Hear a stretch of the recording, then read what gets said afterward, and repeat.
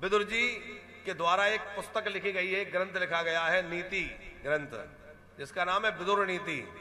कभी आप पढ़ के देखिए, बहुत गजब की पुस्तक है, क्योंकि विदुर जी ने बड़ी नीति की चर्चा की है कि जीवन में क्या करना चाहिए, क्या नहीं करना चाहिए।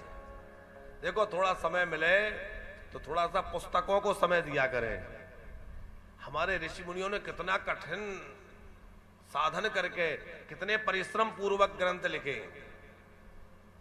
कितनी स्मृतियां हैं, कितनी नीतियां हैं, कितनी मीमांसाएं हैं, कितने ग्रंथ हैं। हम लोगों के पास पढ़ने समय ही नहीं है, तो उनका वह परिश्रम बेकार गया कि नहीं। मनुष्य जीवन से 3 ऋणों से ऋणी रहता है। कौन कौन से ऋण है? पितृ ऋण, देव ऋण, ऋषि ऋण। हमें यह शरीर पितरों की कृपा से, उस परंपरा से मिला। माता पिता ने जन्म दिया, पोषित किया, पालन किया, तो माता पिता और पितरों का अनुग्रह से ये शरीर मिला, इस संसार में आए। इसलिए जन्म से ही व्यक्ति पितरों का ऋणी रहता है। इसलिए उसको पितृ कर्म करके श्राद्ध तर्पण आदि अपने पितरों के ऋण से मुक्त होना चाहिए।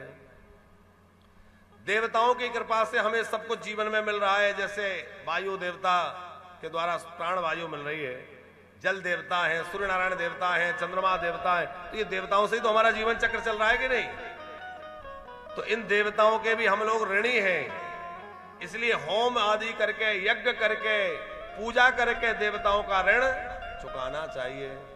और तीसरा ऋण है ऋषि ऋण। ऋषियों ने कठोर तपस्या कर करके, वन में रह के, सूखे पत्ते खा करके और जंगलों में अपना अनुसंधान करके, अनुसंधान के साथ लिखे, ऐसे ही नहीं लिख दिए, पूरा प्रयोग करके, अनुभव करके और ग्रंथ लिखे।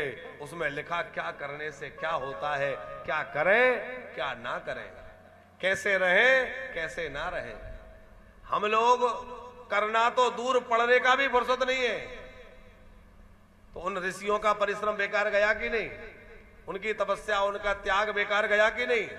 इसलिए हमें उसका पढ़ करके पालन करना चाहिए। वेद पुराण उपनिषद स्मृतियां नीतियां, इनको पढ़ने से हम ऋषि ऋण से मुक्त होते हैं। आर्ष ग्रंथों के पठन पाठन से ऋषि ऋण मुक्त होता है। अभी हम लोगों के यहां लक्ष्मी नारायण यज्ञ है, तो उसमें हम लोग देवताओं का अर्चन करेंगे। देखो, यज्ञ जो होते हैं, यज्ञ के द्वारा भगवान को, देवताओं को भोजन मिलता है। भगवान को तो भूख प्यास नहीं लगती, लेकिन देवताओं को, स्वर्ग में रहने वाले देवता अमृत का पान करते हैं, पर उन्हें वहां भूख प्यास भी, यद्यपि स्वर्ग में बुढ़ापा, रोग, बीमारी, भूख प्यास ये सब नहीं है। स्वर्ग इसीलिए तो उसका नाम स्वर्ग है।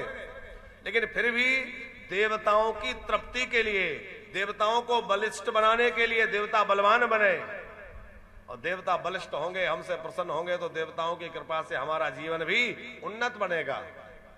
इसलिए हम देवताओं की पूजा करते हैं, होम करते हैं, यज्ञ करते हैं।